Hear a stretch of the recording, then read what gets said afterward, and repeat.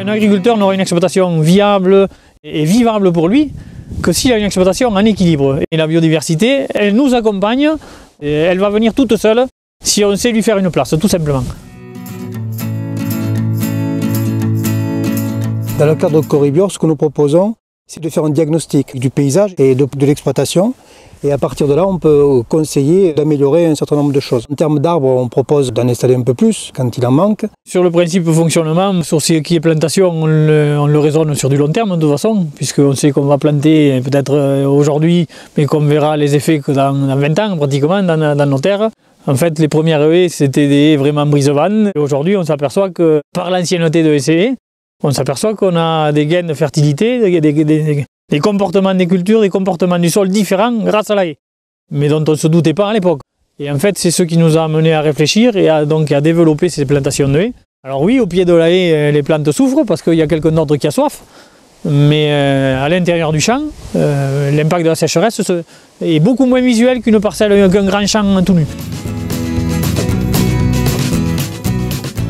Les menaces qui pèsent sur la biodiversité en contexte agricole, elles sont multiples. On peut citer la non-couverture des sols, qui va avoir un effet également sur la structure des sols, la biodiversité qu'on peut trouver dans les sols, et la faune sauvage qui habite dans ce système agricole. Alors depuis 7-8 ans, on s'est lancé dans le semi-direct. Le sol n'est jamais nu, on ne le laboure pas. C'est-à-dire que directement après la moisson, on sème un couvert composé de 6, 7, 8 variétés différentes. Et ensuite, on le laisse jusqu'au semis qui suit. L'avantage des intercultures, c'est d'améliorer tout ce qui est vie du sol et tout ce qui est matière organique avec. Le fait de faire des intercultures donc, qui fleurissent en septembre-octobre, c'est que ça favorise la biodiversité. Tous les insectes, que ce soit les abeilles domestiques, tous les insectes sauvages, bourdons, abeilles sauvages, etc.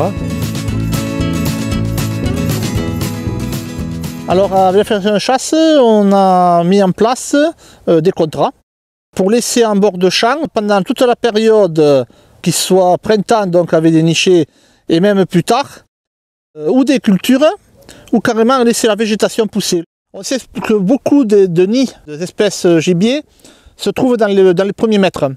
Donc en laissant des bandes en bordure, on préserve les nichés futurs.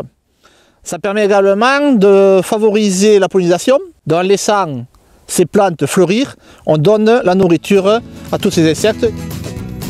Autre chose qui est vraiment important, c'est l'idée de la régénération naturelle, de pouvoir laisser pousser et de pouvoir ainsi, avec un coût extrêmement réduit, faire que des arbres et des arbustes puissent spontanément et gratuitement revenir dans le paysage.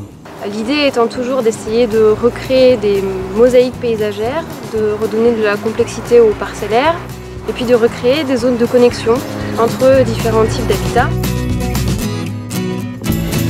Il faut bien avoir conscience qu'on n'est que de passage sur cette terre et que tout le but quand même est de laisser nos sols dans la meilleure structure et la meilleure vie possible pour les générations qui suivront derrière nous.